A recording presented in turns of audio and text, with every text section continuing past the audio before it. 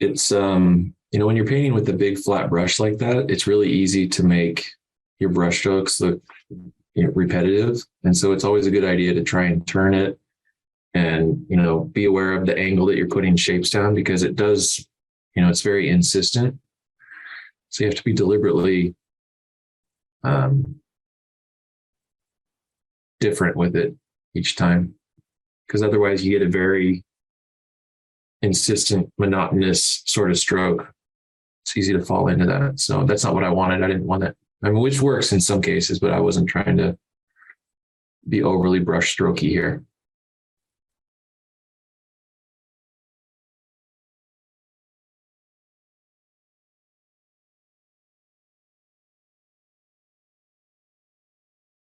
Brush strokey is an advanced artistic term, in case you're wondering. But I love that painting. It's very brush strokey.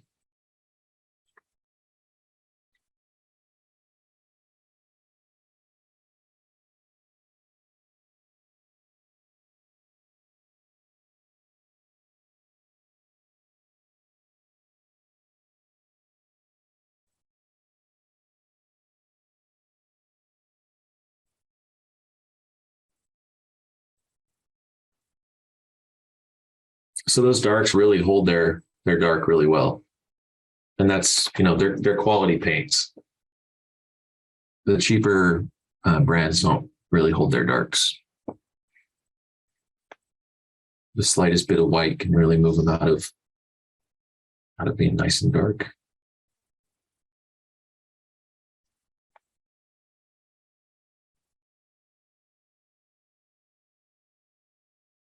Again, kind of a killer glare there on the mixture, but there is a shift in that puddle.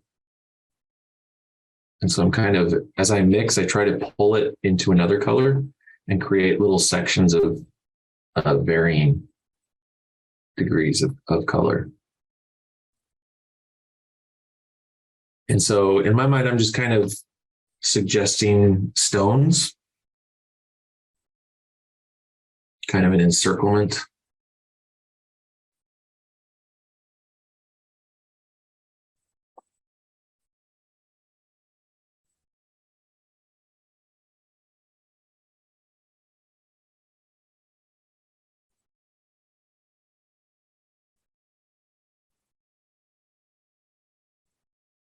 So, I mean, you could argue now would be a good time to wipe your palette. But in my mind, I want to keep all these colors and just continue to use them to mix and to put, colors from the fire into some of the tree color and some of the tree color into some of the ground color. And like I said, if you overdo that, then everything just kind of turns monotone or monochromatic if it's overdone. But if you do it right, then you have a nice color harmony in that way. And, I do think neutrals are very important. And so you do kind of create these browns and grays that are really useful in modifying color.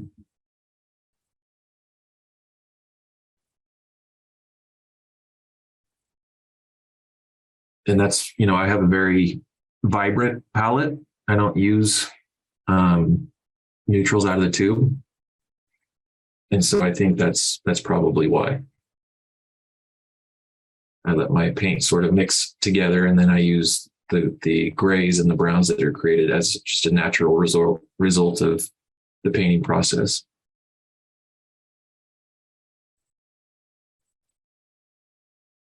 So just retouching the background.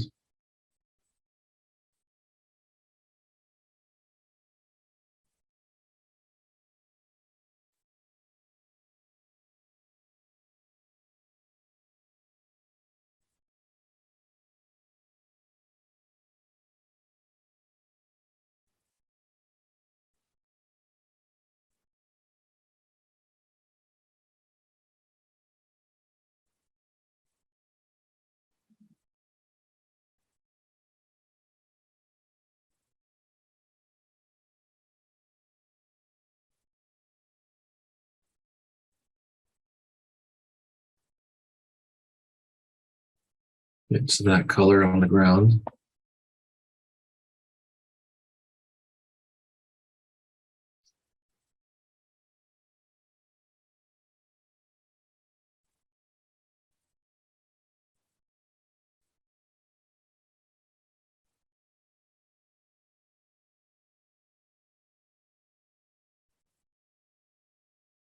A little bit of the edge work down at the base.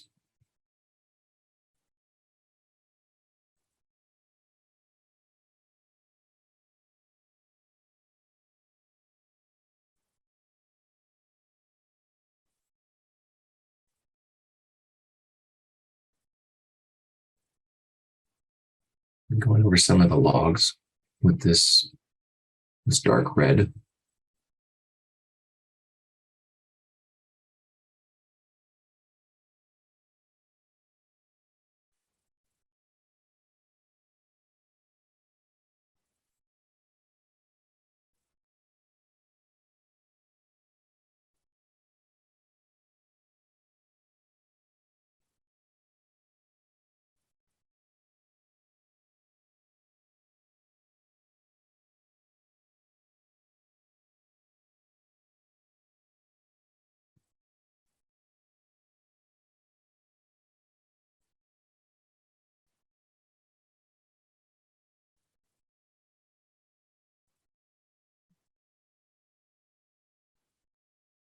So I'm putting some little accent colors in a few areas on that log, so it's not it doesn't look like a brown weird shape.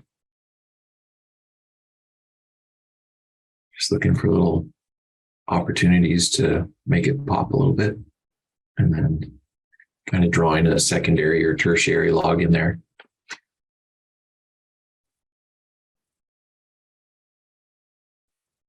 And then making a little shadow, more of a shadow.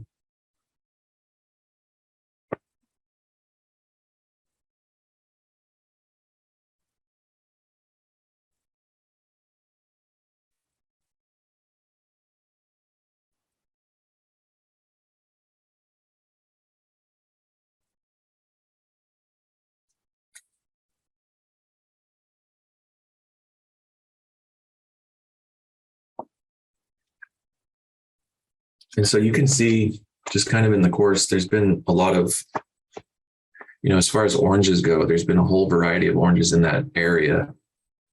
And they started off very, the first orange was very bright, like a true orange. And you can see, like, if you compared it to, that orange, I mean, both those orange, which is very neutral, which is barely an orange. And then above it, that darker red that are all being used in that same area. It just kind of shows the evolution of that color.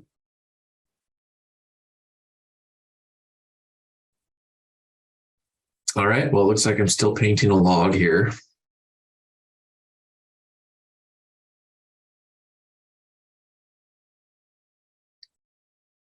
I probably should clean my water too.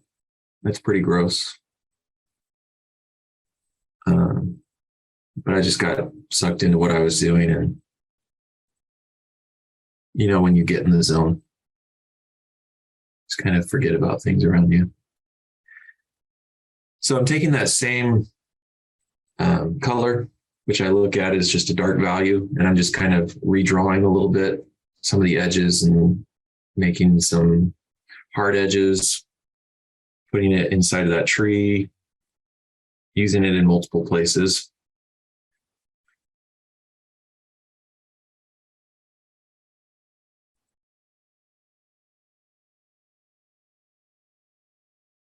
And I'm not, dead set on recreating all the characteristics of the photo reference that I'm looking at. It's just meant to kind of inform me and then get it to a point where it's its own thing, and then just try not to ruin it. And there is a lot of freedom if you're just kind of abiding by the basic principles that I've laid out with this, that you can shape them and you can adjust, color intensity or value, or, even the hue. I've painted green fires before, and I think that is available through Sentient with one of the demonstrations that I did. It was the first Vision X conference that I did that. But yeah, there's a lot of freedom in doing it, which is one of the things I love about it. It's kind of endless and somehow still exciting to me.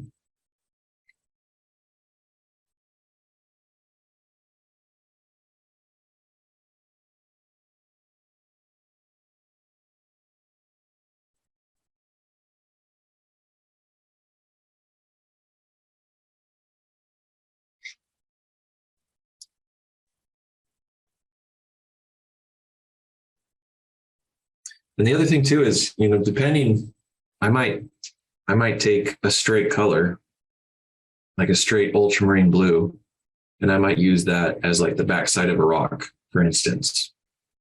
I don't really do anything with as bold of color like that, but I mean, you can. It does allow for that, as long as it sits in the right place. And I do like those sort of little surprises and areas to be bold like that. That everything doesn't have to be so,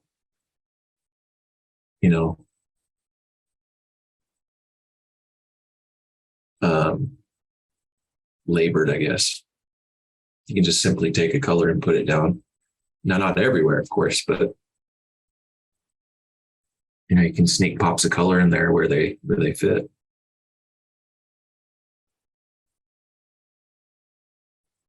And in some cases, I would rather have a bold brushstroke that is less right than a boring one that is more correct.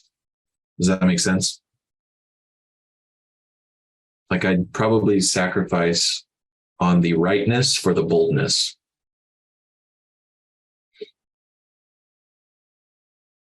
Because otherwise it's just, we're documenting. We're just a camera. So now I'm painting my idea of the backside of this rock.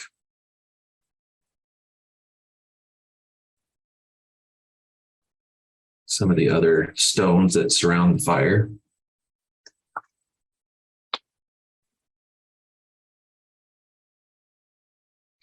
And I've done, very little for the ground, the horizontal plane that it's sitting on.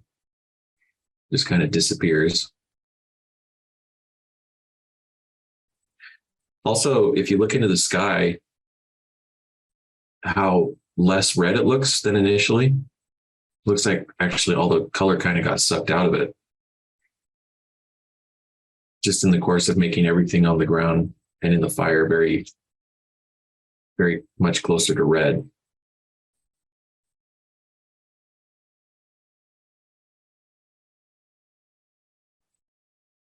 So now we got a more straight orange. Going to be punching up some of these areas down here at the base.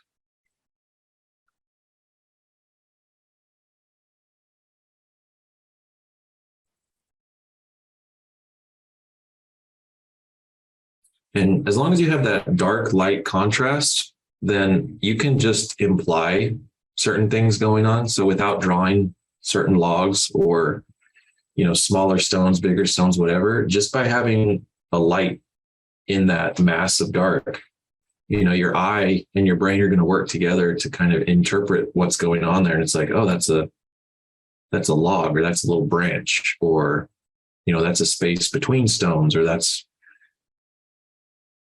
so you don't have to spell everything out. It's good to leave some things ambiguous and let your mind sort of connect the dots. And I think that's one of the really great tools that we have at our disposal, is sort of implying things and letting the viewer sort of fill in the blanks.